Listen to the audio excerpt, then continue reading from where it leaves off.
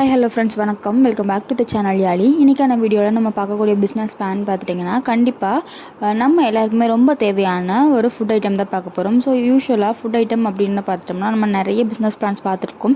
And இது பார்த்திங்கன்னா நம்ம காலையில் எழுந்ததுமே ஃபஸ்ட்டு யூஸ் பண்ணக்கூடிய ஒரு பிவரேஜஸ் அப்படின்னு நம்ம சொல்லலாம். ஸோ ஒரு டீயாக இருக்கட்டும், ஒரு காஃபியாக இருக்கட்டும். ஸோ அதை வந்துட்டு எப்படி ஒரு பிஸ்னஸாக எடுத்து பண்ணலாம் அப்படின்றத பார்க்க போகிறோம். ஸோ இன்றைக்கி நம்ம பார்க்கக்கூடியது பார்த்திங்கன்னா டீ பவுடர் பிஸ்னஸ். ஸோ யூஸ்வலாக வந்து இதுக்கு நம்ம மேனுஃபேக்சர் பண்ணணும் அப்படிங்கும்போது இது வந்து மிகப்பெரிய ப்ராசஸ். அது வந்துட்டு ஒரு இனிஷியலாக ஸ்டார்ட் பண்ணுறவங்களால கஷ்டம். ஆனால் நீங்கள் இதை வந்து ரீசேல் பண்ணலாம். ஸோ பல்காக நம்ம வந்து ஃபேக்ட்ரிஸ்லேருந்து வாங்கிட்டு வந்து ஒரு ரீபேக் பண்ணியோ இல்லைன்னா நம்ம வந்துட்டு நம்மளோட புது ஒரு பிராண்ட் மாதிரி க்ரியேட் பண்ணி கூட இந்த ப்ராடக்ட் விற்கலாம். ஸோ இதுக்கு என்னென்ன மாதிரியான பிஸ்னஸ் பிளான் தேவைப்படுது, எந்த மாதிரியான ப்ராஃபிட் ரேஷியோ இருக்குது, எவ்வளோ இன்வெஸ்ட்மெண்ட் வேணும், எவ்வளோ டைமில் நம்ம போட்ட பணத்தை எடுக்கலாம் அப்படின்றது தான் இந்த வீடியோவில் நம்ம பார்க்க போகிறோம். ஸோ வாங்க வீடியோக்குள்ளே போயிடலாம். ஸோ வீடியோக்குள்ளே போகிறதுக்கு முன்னாடி நம்ம சேனலை இப்போ தான் நீங்கள் ஃபஸ்ட் டைம் பார்க்குறீங்க அப்படின்னா மறக்காமல் சப்ஸ்கிரைப் பண்ணிக்கோங்க. பக்கத்தில் பெல் நோட்டிஃபிகேஷன் ப்ரெஸ் பண்ணிட்டு வீடியோ பிடிச்சிருந்துச்சு அப்படின்னா லைக் பண்ணிட்டு ஃப்ரெண்ட்ஸ்க்கு இந்த வீடியோ ஷேர் பண்ணி விட்ருங்க. ஸோ யூஸ்வலாக பார்த்துட்டிங்கன்னா நம்ம வீட்டு மளிகை சாமானில் அரிசி பருப்பு எவ்வளோ முக்கியமாக இருக்குமோ அதே அளவுக்கு இந்த டீ பவுடர், காஃபி பவுடர் அப்படின்றது வந்துட்டு ரொம்ப முக்கியமாக இருக்கும். ஏன் அப்படின்னா நம்ம கண்டிப்பாக ரெகுலராக யூஸ் பண்ணக்கூடிய ஒரு ஃபுட் ஐட்டமும் கூட. அண்ட் இதுக்கான இன்வெஸ்ட்மெண்ட் அப்படிங்கிறது பார்த்திங்கன்னா வெறும் 2000 ரூபாய் இன்வெஸ்ட்மெண்ட் இருந்தாலே போதும், தாராளமாக இந்த பிஸ்னஸ் ஆரம்பிக்கலாம்.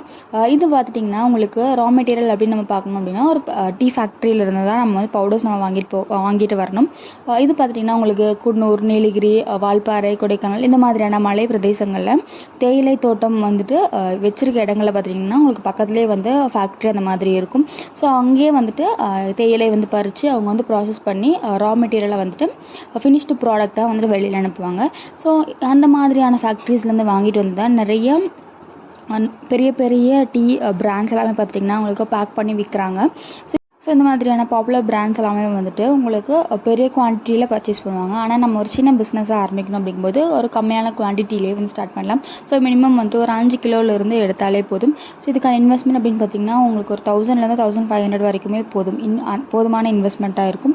இது நீங்கள் வாங்கிட்டு வந்துட்டு நம்ம வந்து பேக் பண்ணி விற்கலாம். ஸோ வந்து 1 கிலோ பேக்கெட்டாக இருக்கலாம், இல்லைனா 1/2 கிலோ பேக்கெட்டாக இருக்கலாம். இந்த மாதிரியான பேக்கிங் பண்ணிவிட்டு நம்ம வந்து சேல் பண்ணலாம்.